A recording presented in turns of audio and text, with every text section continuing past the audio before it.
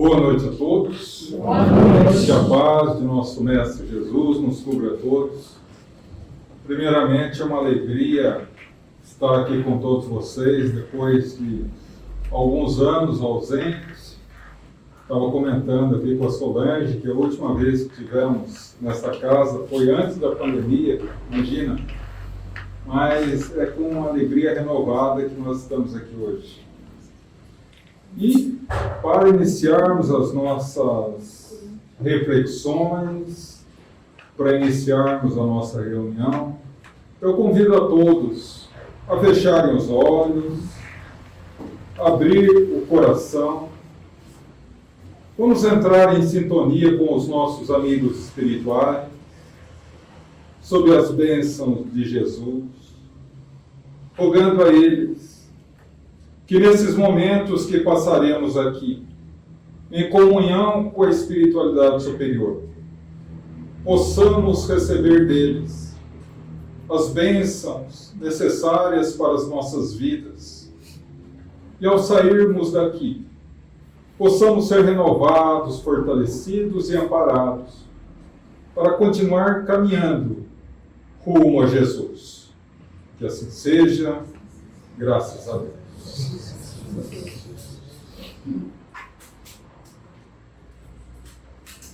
Era uma manhã primaveril do mês de Kislev, quando uma pobrezinha família de Nazaré estava em festa,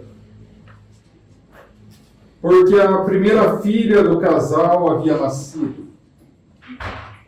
Receberam o nome de Tamar.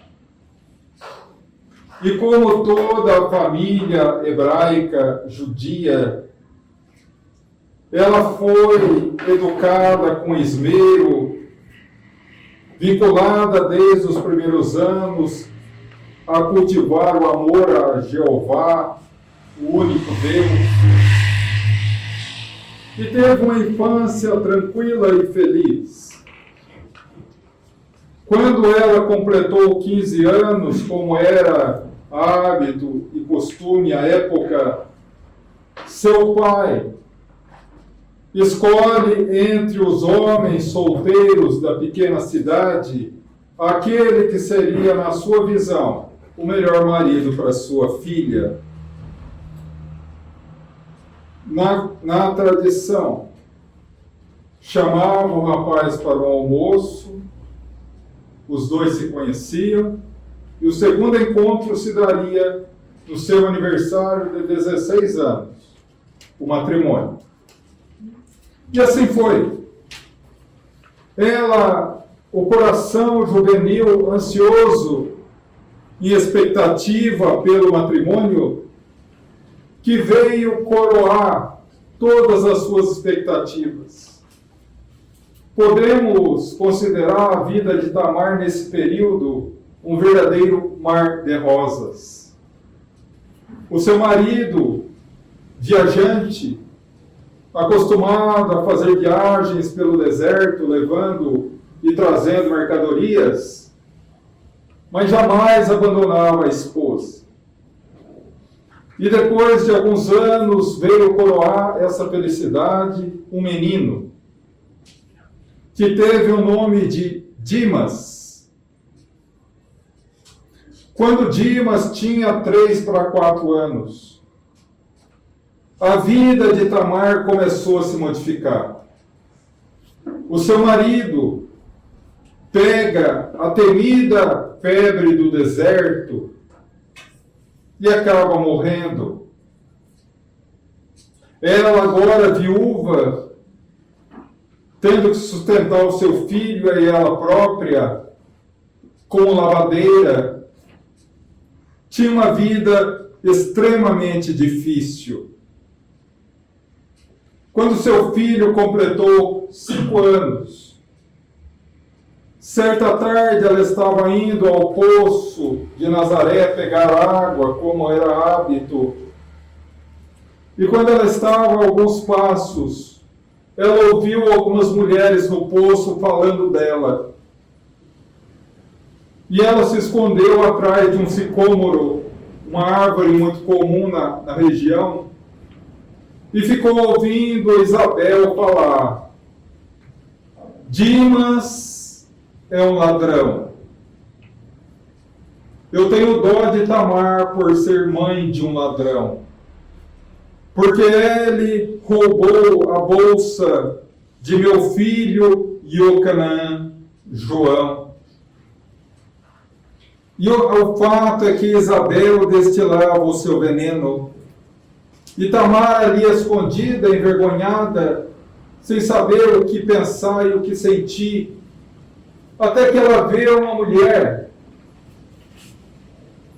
de lateral, envolta num manto, como as mulheres nazarenas, dizendo a ela: Isabel, não seja rude e cruel, Isabel. Tenho aprendido com meu filho Yahshua, Jesus, que devemos compreender a todos, mas não resolveu muito. O fato é que Tamar ficou ali escondida até que todas as mulheres foram embora. Quando foram, ela foi, pegou a água no poço, voltou para casa, pegou o filhinho, colocou no colo e disse: meu filho, você roubou a bolsa de Iocanã? Não, minha mãe, é uma brincadeira, eu ia devolver. Mas coração de mãe não se engana. Ela queria acreditar, mas o seu coração dizia que não era verdade. No outro dia, ela levou o filho até a casa de Isabel, fez com que ele devolvesse a bolsa, pedisse desculpa, e saiu com o filho sobre a chuva de ironia e satisfação de Isabel.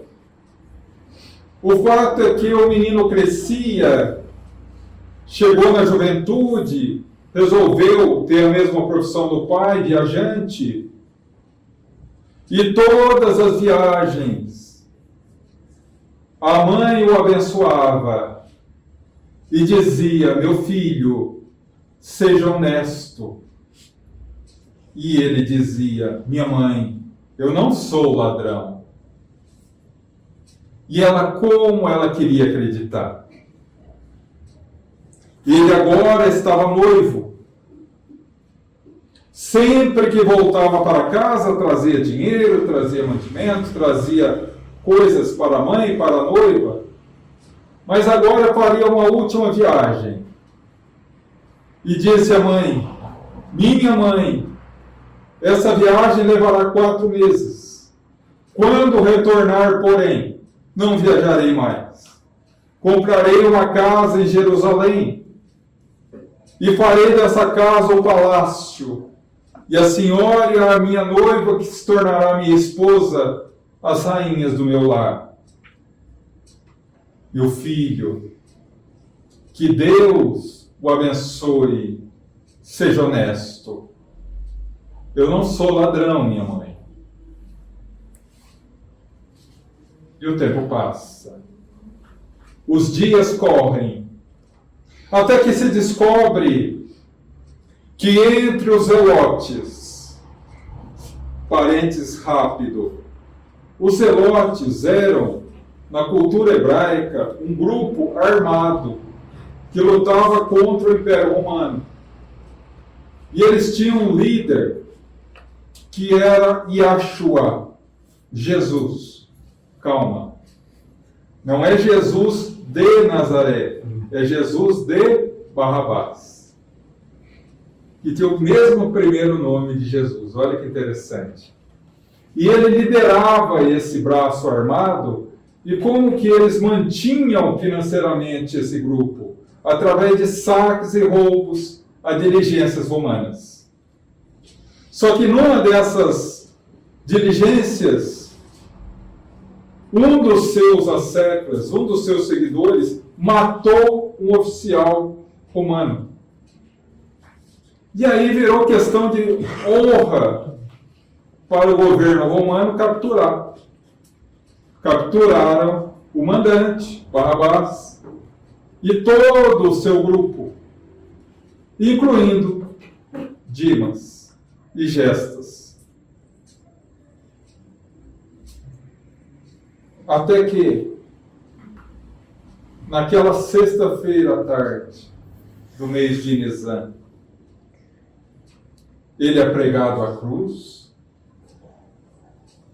Tamar olhava para cima, doía ver o filho ali, mas doía mais a mentira. Ela chorava e dizia: meu filho, por que você mentiu para mim? Por quê? E ele olhava para trás e chorava. O seu coração dilacerado pela dor. Até que ela sente um braço abraçá-la. E uma voz suave, quase um canto, dizer: é seu filho? Sim, é meu filho. Esse do meio é o meu filho. No momento do diálogo foi interrompido por um grito. Um grito não pela boca, mas um grito no coração. Senhor, lembra de mim quando entrares no teu paraíso. Jesus volta a cabeça. Em verdade, verdade te digo, hoje está no paraíso comigo. Maria abraçou mais forte Tamar e disse: mulher, se meu filho diz ao teu que está no paraíso com ele, crê, mulher, porque o meu filho é filho de Deus. Na verdade, essa passagem da história de Dimas e Gestas, que entraram para a história da humanidade como o bom e o mau ladrão, está em um único evangelho, o evangelho de Lucas. Lá no capítulo 23, nos versículos 39 a 43, onde ele narra essa cena. E olha que curioso, em nenhum momento da passagem o evangelista fala em bom e mau ladrão. Isso é um conceito que foi colocado posteriormente, mais propriamente no dia 30 de maio de 325, no então concílio de Niceia, chamado e presidido pelo próprio imperador Constantino, quando oficializou a religião oficial do império como o cristianismo, criando aí a Igreja Católica Apostólica Romana, a primeira igreja cristã oficial do império. Então, a partir daí, eles foram Gestas e Dimas, chamados de o bom e o mau ladrão. Antes, não. Mas essa passagem tem muita coisa para que a gente possa refletir. Mas antes, uma perguntinha.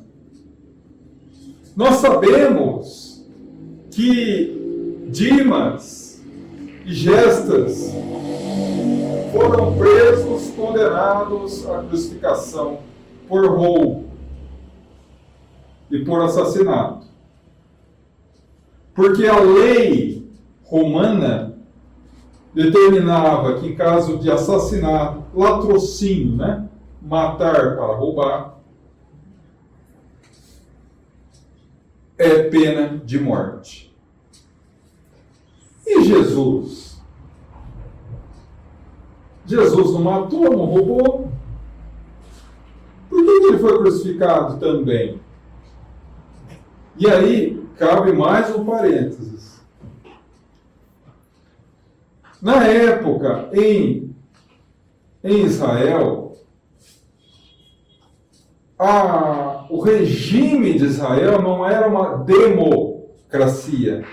O que é a democracia? Democracia é todo o poder emana do povo e em nome dele deve ser exercido. Pelo menos na teoria. Né? Lá, naquela época, não. Naquela época era teocrático. Todo o poder emana do povo e eu sou o representante de Deus na terra. Quem que era o representante de Deus na terra? Um grupo de 72 anciãos, que eram chamados de sacerdotes, e esse grupo era chamado Sinédrio. E eles juntavam os 3 poderes num só. Eles tinham o dever de administrar a cidade, executivo, legislar, criar leis, legislativo, e julgar e condenar, judiciário. Então, quando Jesus foi preso, ele foi preso pela lei hebraica. Não havia lei civil e lei divina. Os 10 mandamentos eram a lei. Os 10 mandamentos da lei eram divididos em 2 etapas. Os 5 primeiros, pecados contra Deus. Errou contra Deus, os 5 pecados, morte. Do 6º ao 10º, pecado contra o próximo. Se era mulher, eu não tenho nada a ver com isso. Só estou passando, estou vendendo o peixe que eu comprei. Se fosse mulher, morte, não tinha conversa. Se fosse homem, aí tinha um jeitinho. Ia no templo de Jerusalém e fazia um ritual de transferência do pecado. Você fazia uma oração com um animal, dependendo do crime, um animal diferente, e passava o pecado para o animal e matava o animal. Daí surge a expressão bode expiatório. Aquele que leva a culpa ao pecado por mim. Não é? Mas eu não vou fazer isso, até porque é desnecessário. Todo mundo conhece os 10 mandamentos, decora salteado aqui. Então não tem necessidade de eu escolher alguém para fazer, né?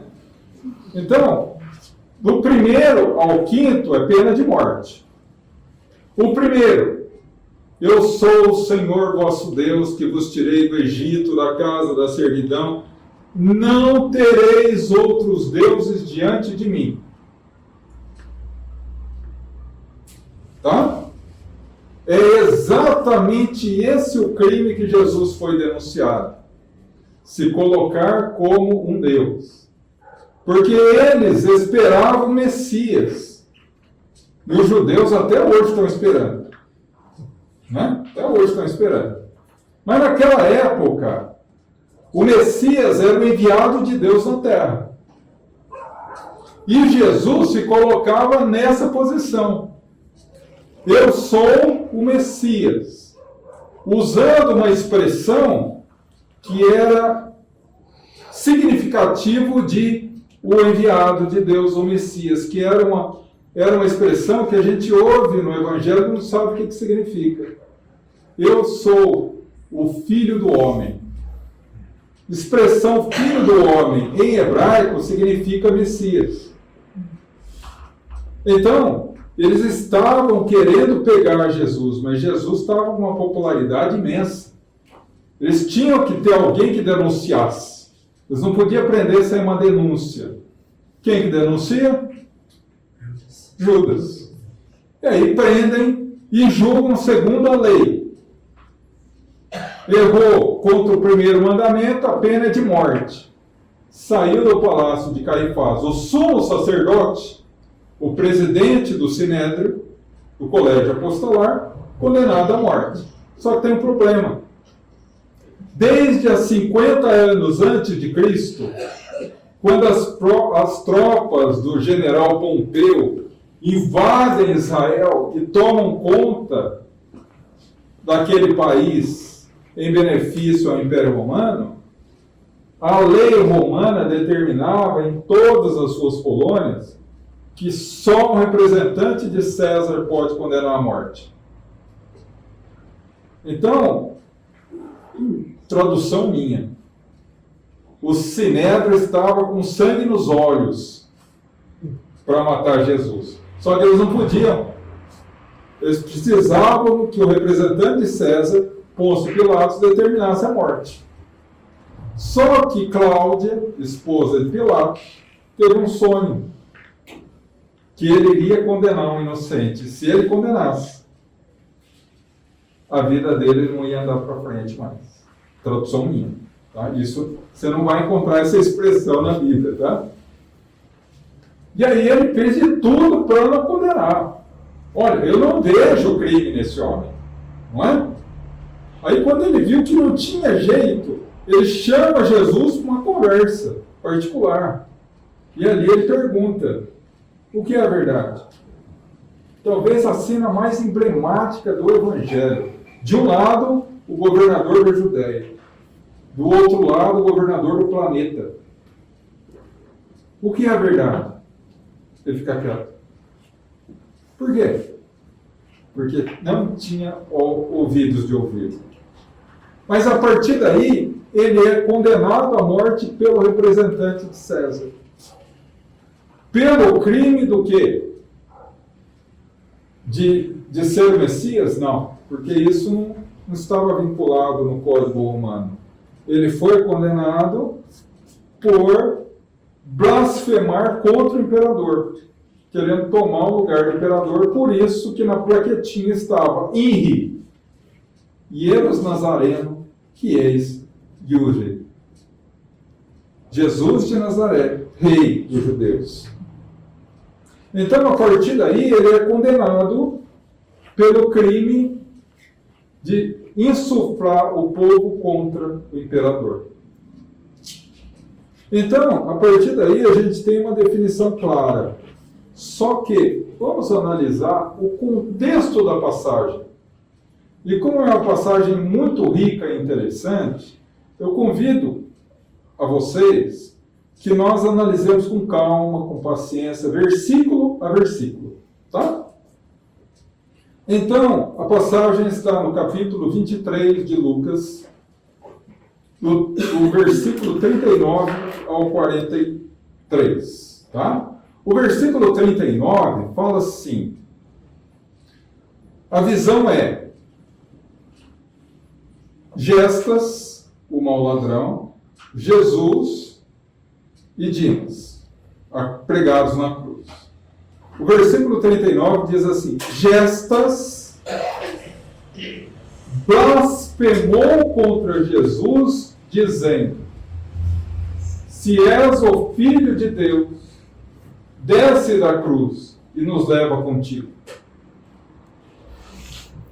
Onde está a blasfêmia aí? Eu só queria se libertar, não é? Só que a gente tem que, sempre que a gente estuda o Evangelho, a gente tem que ter duas coisas na cabeça. Jesus não é brasileiro. Jesus é judeu. E Jesus não é desse século. Jesus é de há 2000 anos atrás. Então, para você entender a passagem, você tem que entender como que o povo judeu da época pensava. Não é? Por que blasfêmia? Por causa da expressão, se és o Filho de Deus. Vamos fazer um estudo comparativo aqui? Eu sei que vocês adoram fazer estudo comparativo. Vocês fazem estudo comparativo, eu também faço, é bom. A gente sai de Lucas e vai para Mateus. Lá no capítulo 3, versículo 1 a 13. Essa passagem mesmo que vocês estão imaginando. O momento em que Jesus vai ao deserto para ser tentado. Né? E logo após o batismo, Deus encaminha Jesus para o deserto para ser tentado. Essa é uma controvérsia imensa, tá? Eu vou só dar um spoiler rápido. Da próxima vez que eu voltar, eu conto com detalhes a fofoca. tá? É uma parábola. É uma parábola. Não existiu isso. É uma parábola, tá? Mas na parábola, quantas vezes Jesus foi tentado? 3. 3 vezes. Por quem? Satanás. Outro spoiler, Satanás não existe.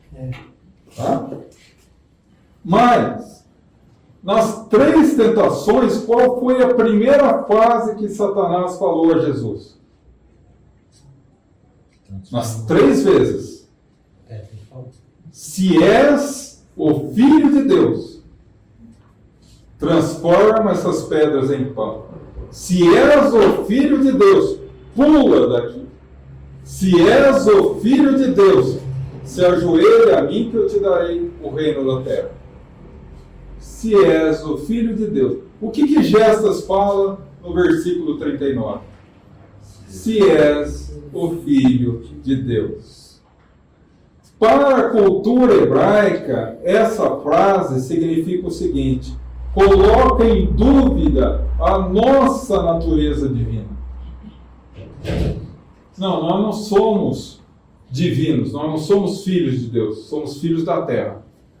Por isso que Gestas blasfemou. E ele conclui isso com o pedido dele: desce da cruz e nos leva contigo. Toda a linguagem hebraica ela é extremamente figurada. Se você for ler a Bíblia como quem lê uma bula de remédio, 90% da Bíblia você não vai entender.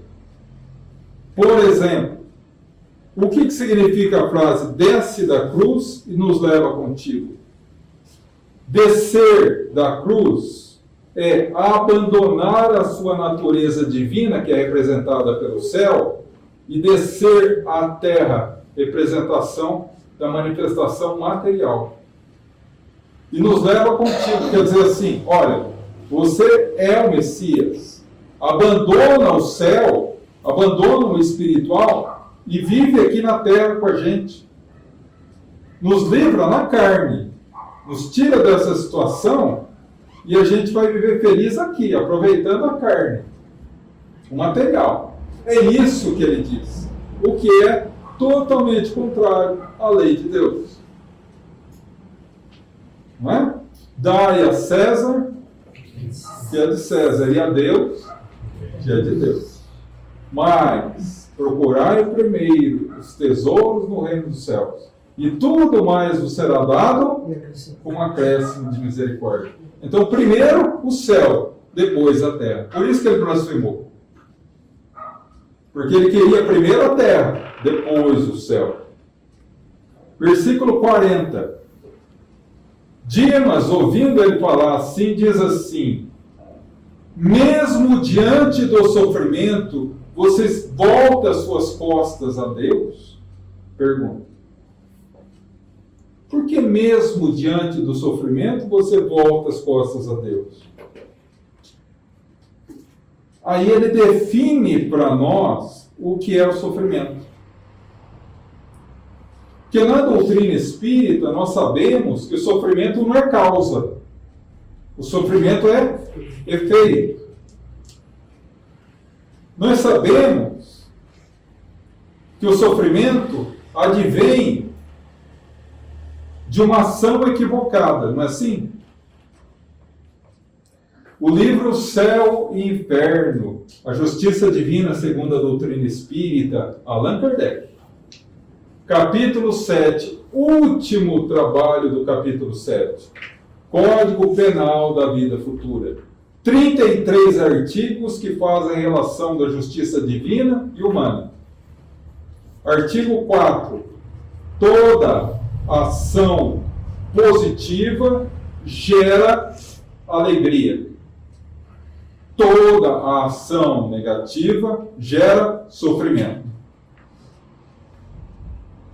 Ele nos indica o quê? Que cada um de nós que está aqui, todos nós, temos uma ligação direta com Deus, com o Criador, com o Ser Supremo.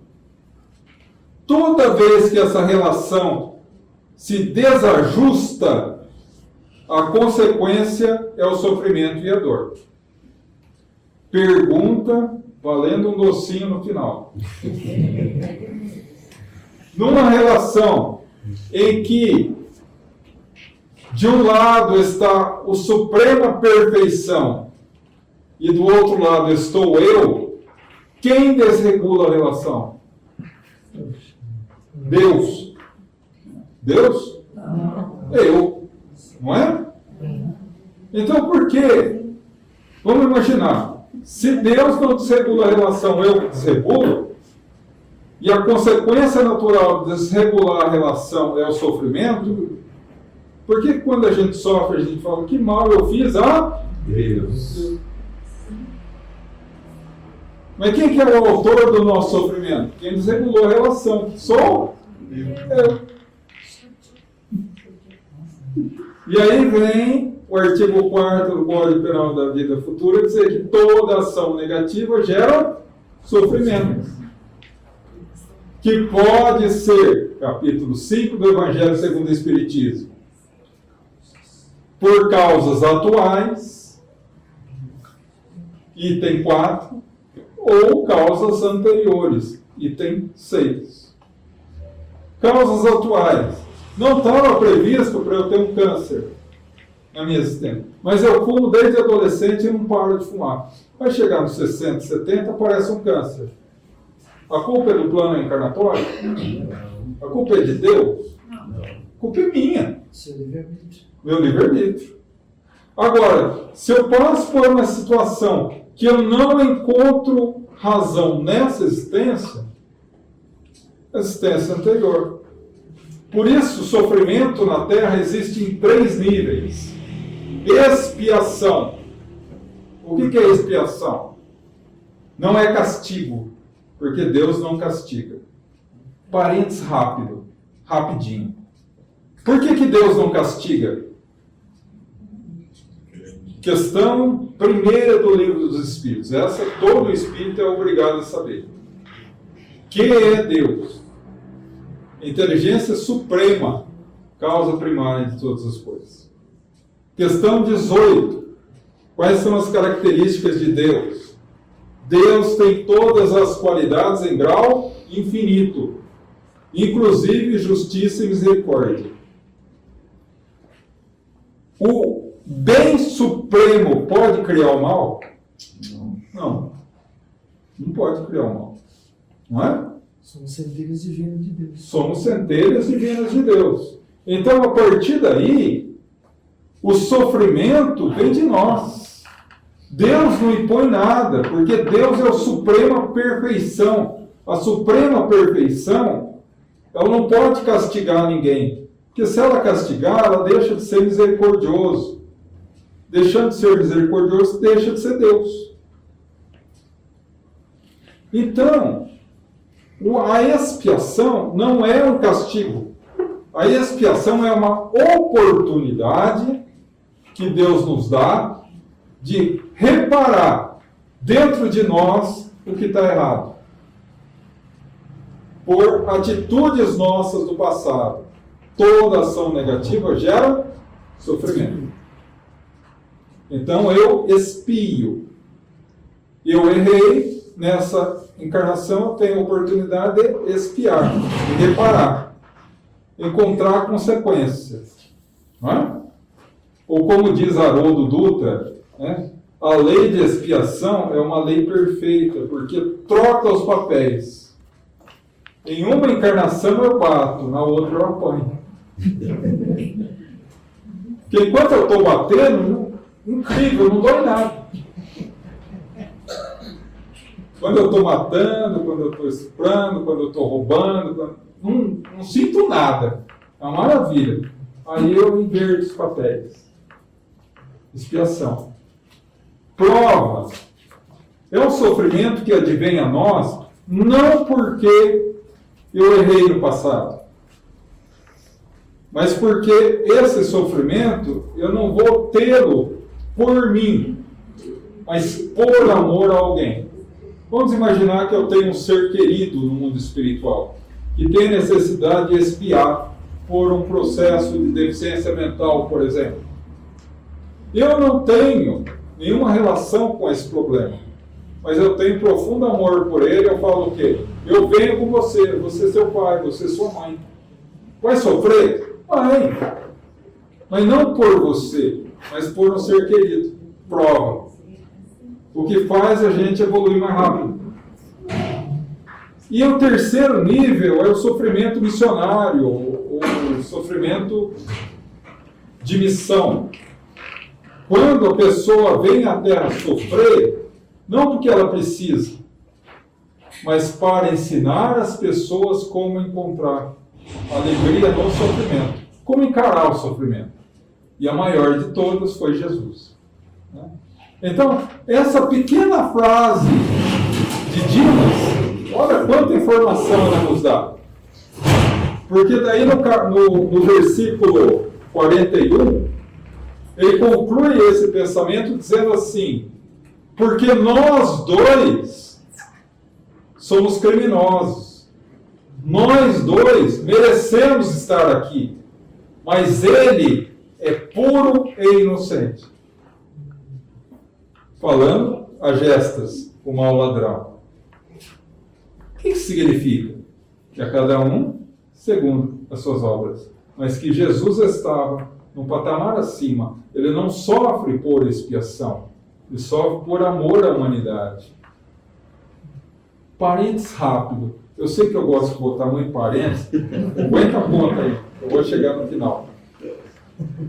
No momento em que Pedro desencarna em Roma, no ano 65, de cabeça para baixo, né? Porque ele disse: eu não sou digno de morrer como o meu mestre morreu.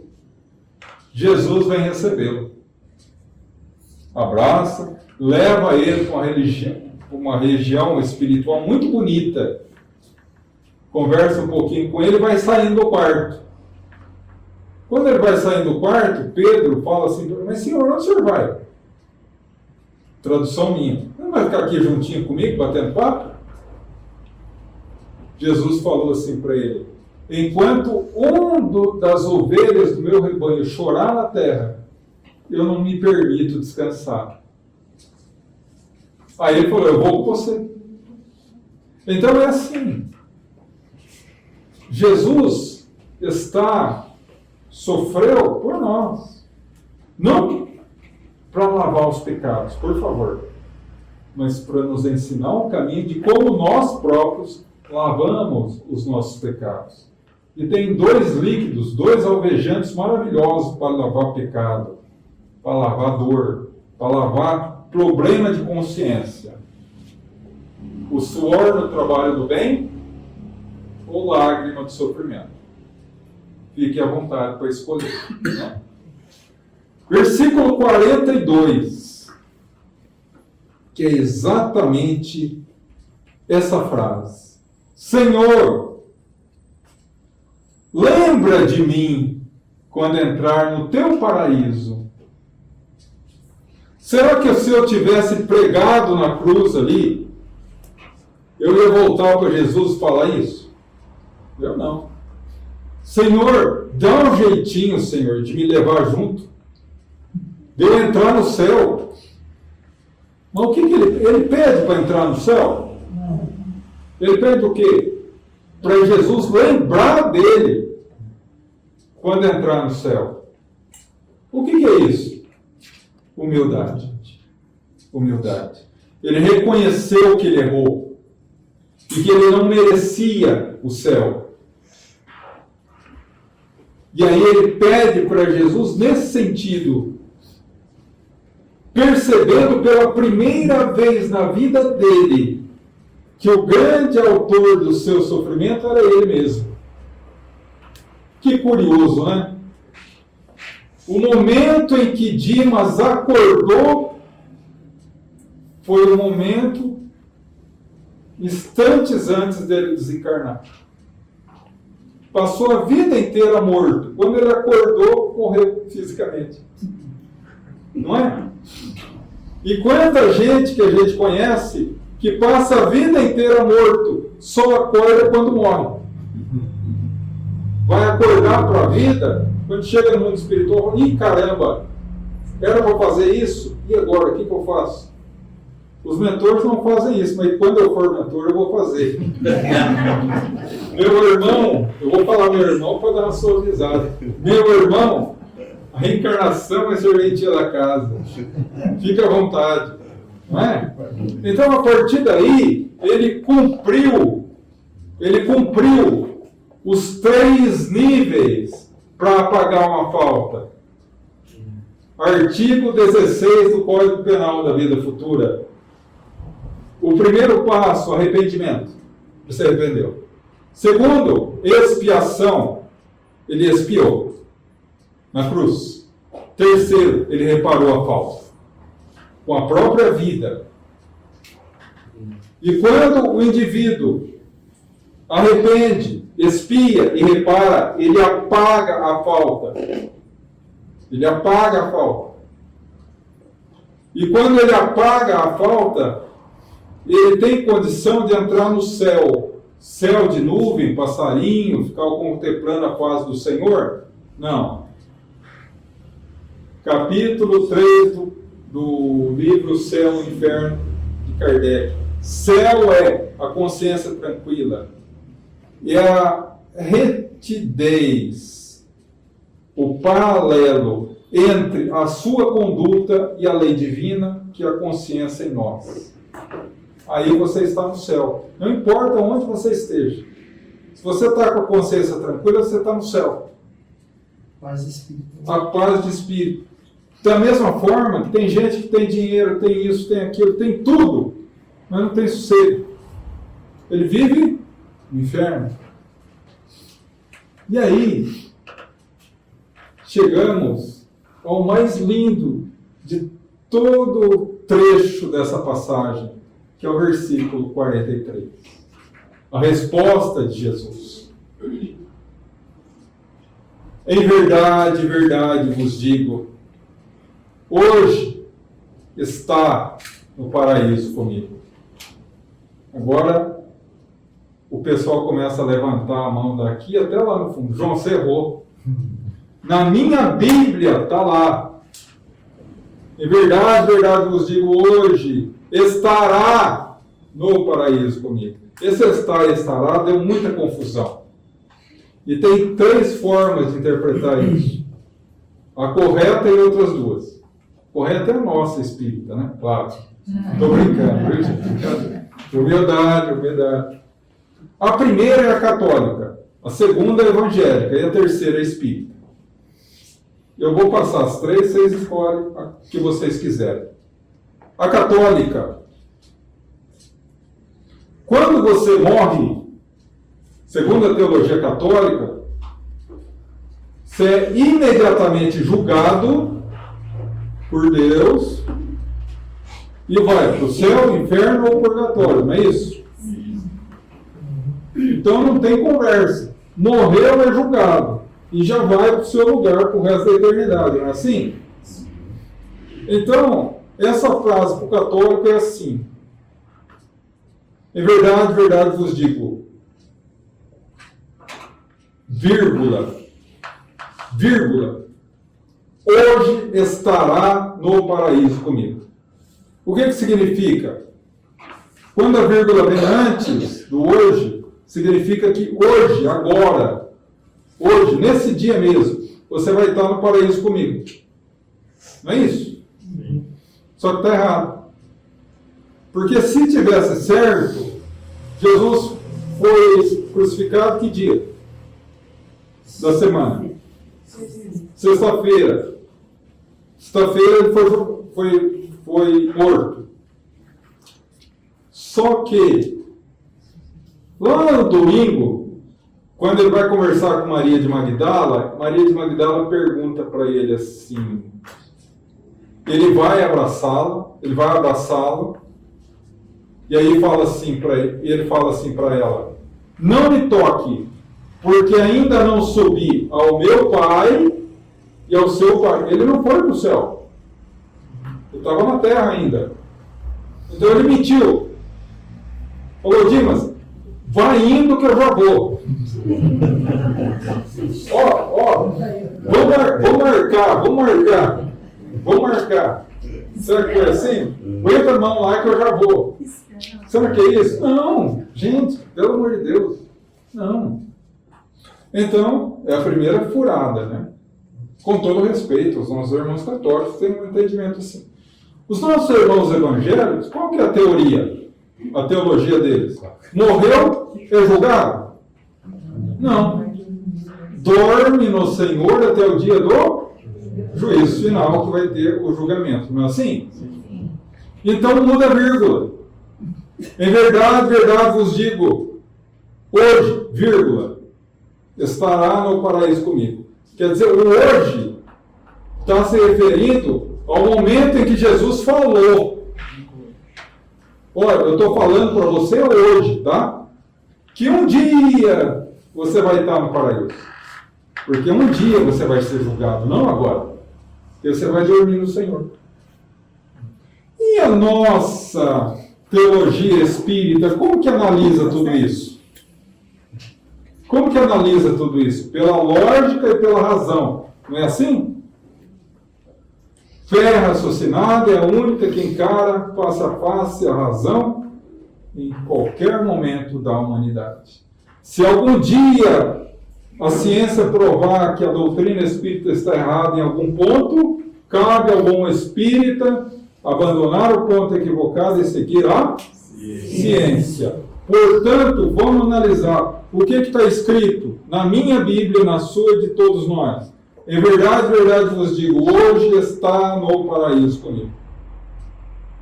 Como o espírita que raciocina, como que o espírita que estuda, como que o espírita que quer saber a verdade, analisa isso.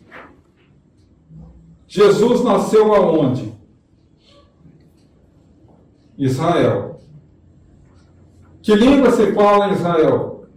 O hebraico. Vou procurar no hebraico.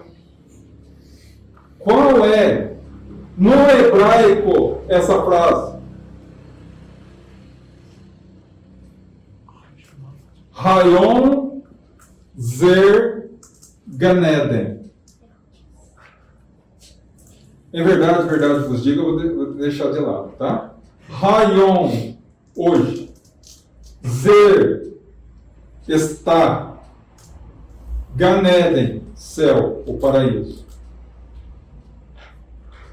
Na gramática hebraica, o verbo, ele não conjuga sozinho como o nosso. Está, estará. Não. Ele precisa de um prefixo. Então é o verbo mais um prefixo, quer dizer que ele vai para o futuro. Então, para falar está, é zer. Para falar estará, é et zer. Et, prefixo para o futuro, zer, está. Então, estará. Então, para que essa frase fosse estará, teria que ser Hayon et zer ganeden. Mas a tradução é Hayon zer ganeden. Então, o que significa isso? Em verdade, verdade vos digo, hoje está no paraíso comigo. Por que está? Porque ele arrependeu. Ele expiou e ele reparou. Atingiu a consciência tranquila. Atingiu a culminância entre a sua atitude e a lei divina que é a consciência em nós, questão 621 do Livro dos Espíritos. Tem a capacidade de ir ao céu da consciência tranquila. É isso. E o pessoal viaja na maionese, né? Viaja na maionese. Que é tão complicado você ir lá, estudar um pouquinho de hebraico, estudar um pouquinho das letras sagradas conforme o texto sagrado, ver a cultura. Não, é mais fácil acreditar no que os outros falam, né? Por isso que tem tanto espírita aí, ouvindo o galo cantar e não sabendo onde. Né? Não, eu ouvi falar que é assim.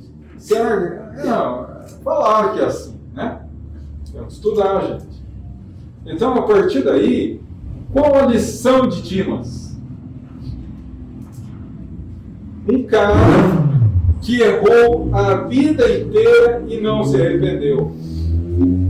No último suspiro da sua vida, ele se arrepende e atinge a serenidade da consciência tranquila, entra naquilo que a gente considera o céu, as bem-aventuranças, né? A alegria de continuar evoluindo.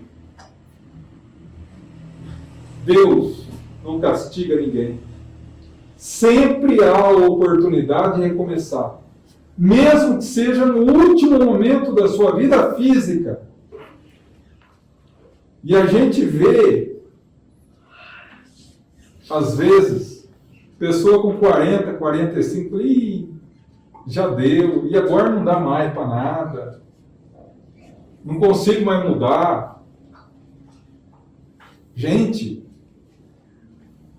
analisa.